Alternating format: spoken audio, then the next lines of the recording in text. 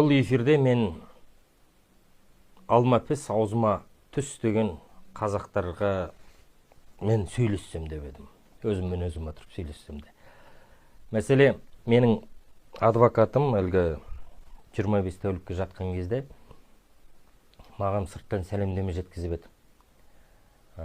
Кейбір белсенділер шығып думанды қолдайық десек, бізде де түрмеге қамайды.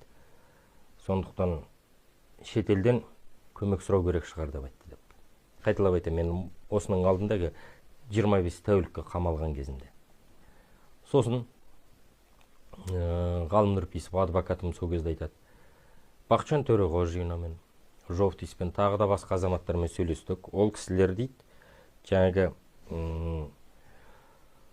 думанның мәселесін анық байқап отырмыз, қарап отырмыз. Егер де саяси қудалау екені айдан анық, бірақ әзірге ол әкімшілік іспен отыр. Ал оны Біріккен ұлттар ұйымы мінберінде немесе Еуропарламентте айтып, саясаткерге қатысты қудалау жүріп жатыр деп айту үшін думанда дұрыстап қудалау керек. Яғни қылмыстық іс қозғау керек. Оған дейін біз үндей алмаймыз депті. Сол кезде мен өз басым шыққаннан кейін көптеген азаматтар айтып жатыр. Солар неге қолдамады, неге ол жайында айтылмады дегендей. Мен таң қалғам жоқ ештеңеге. Меніңше Батыстан, Америка құрама штаттарынан, Түркиядан, кейбірі тіпті Зеленскийден көмек күтеді. Көмек күтудің қажеті жоқ. Қазақтың тағдыры қазаққа ғана керек. Думанның тағдыры менің туған туыстарыма, дос жарандарыма ғана керек. Менің түрмеден аман есен шығуым осы қазақтарға ғана керек. Ал батыс, айтар, сынар. Қазақ елінде демократия жоқ. Тоқаев тиран болды, император болды, халықты қырып тастады. Онсыз да айтып жатыр олар. Ал думанның тағдырын айтып, о жақта шулаудың қажеті не? Мен өзім үшін қарекет жасауым керек, өзімді өзім қорғауым керек.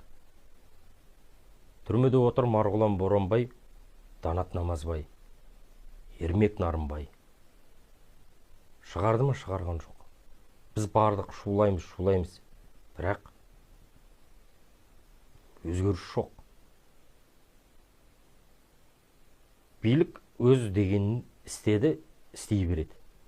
Ал егерде біз Ермек Нарымбайды немесе Марғұлан Боранбайды, Данат Намазбайды қолдап түрменің алдына барып, аяғына дейін тұрып алсақ, қайтпай қоятын болсақ, біздің қатарымыз азаймай, көбейе берсе, бірінші күн 10 адам, сосын 30 адам, одан 100 адам тұратын болса, тамаша еді ғой. Олар ақыр аяғы жасанды айыптарын түгелін алып, бір отоба аяқ астынан бір прокурор шыға кеп, сотта шешімін өзгертіп шығаруы мүмкін бе еді? Мүмкін. Өйткені Марғұлан Боранбай мен Данат Намазбай не үшін отыр? Репост үшін. Қандай репост? Қазақтың басын сапер күрегімен шаптым. Сол үшін қазақтың кемпірлері маған бауырсақ тасыды. Бұл қазақ деген мәңгүрт, есекті қойнына түседі деген сөз үшін, Юрин деген итпен алысқан үшін Марғұлан Боранбай мен Данат Намазбайды түрмеге қамап тастады. Ермек Нарымбай тағы сол репост үшін. Одағы Телекбаев деген орысша сөйлейтін, өзін мұсылманмын деп жүрген бір кәпір сияқты біреу. Не еркек емес, не әйел емес білмеймін біреу. Биліктің сөзін сөйлеп үйтіп жүрген. Әлгі тұрып қазақтардың намысына тиеді, осыны Ермек Нарымбай анау сүйдеп жазыпты деп репост жасайды. Телекбаев емес, Ермек Нарымбай қазақтың намысына тиетін сөз айтты деп Ермек Нарымбайды сол үшін отырғызып қойды. Біз митингіге шақырамыз, бізді қамап қояды. Неге? Өйткені біздің қолдаушымыз неке саяқ бір 5-6 адам ғана келеді, қояды. Қалғандары ел аман, жұрт тыныш болсын, нам бар ғой дейді. айтпады демеңіз. Саяси қудалауға ұшырағандардың алдында да көбі өлді, кейінгілер де өлеміз. Қаншамыз кетеміз, еркек тоқты құрбандық дейміз де кете береміз. Сөйтіп бір 10 жылда сіздердің үйлеріңізге келеді. Әрқайсыңыз өстіп сотталасыздар. Малыңыз тартып алады. Балаңызды шырылдатып алып кетеді. Ондай заңды қабылдап қоя жаздады емес пе? Әр баланың өзінің тұратын шаршы метр болу керек. Егер ата-анасы оған жағдай жасамаса, олардың түгелін жетімдер үйіне әкетуіміз керек. Міне сол заңды қабылдайды. Бұқаралық ақпарат туралы масс-медиа деген заңды көпшіліктің назарына ұсынды ғой. Кім орнынан тұрып сол заңға қарсы шықты? Біз тағы да шуладық, қалдық. Халыққа бәрібір. Ертең сонда блогер де жоқ, саясатпен айналысатын белсенді де жоқ. Бұл мәселені айтуға болмайды, оның түгелі заңға қайшы болады. Тоталитарлы жүйе деген осы. Солтүстік Корея біздің қасымызда демократиялы ел болып кетеді. Коммунистік Қытай мұндай таспаға қоймаған. Тоқайып қойды. Сөйтіп 10 жылда сондай күйге сіздер де түсесіздер. Шеттеріңізден түрмеге апарып жабады, геноцид жасайды. Балаларыңызды орысша, қытайша оқытатын боласыздар. Визасыз кіру түк емес. Отбасымен көшіріп алып келетін болады.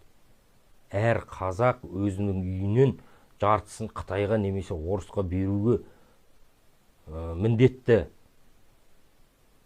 Қазақ қонақжайлығын көрсету керек деп төбеңізден періп жіберіп соны істесе, таңғалмаңыз. Дәл бүгін ертең дәл сондай оқиға болмаса да 10-15 жылдың ішінде сол күйге жетеміз. Неге? Өйткені біз осы уақытта үнсіз отырмыз. Тоқаевты басымызға шығардық. Басымызға шығып ол қисындырып жатыр. Осы жағдайлар болмас үшін ертең қысты күні қарға, жазды күні жауынға салық алмасын десек, ойына не келсе соны істесін демесек, әрқайсымыздың шығаруымыз керек. Сондықтан бүкіл ел азаматтарын орталық алаңға шығуға шақырамын. Қолдарыңыздан келіп жатса Алматыға келіңіздер, мені түрмеден шығарып алуға тырысыңыздар. Басқа саяси қуғын-сүргінге ұшыраған азаматтардың түгелін босатып алуға тырысайық. Шетелде жүрген Әкежан Қажыгелдиннен бастап Берік Ерісқалиев, Мұхтар Әблязов, Серікжан Біләшұлы сияқты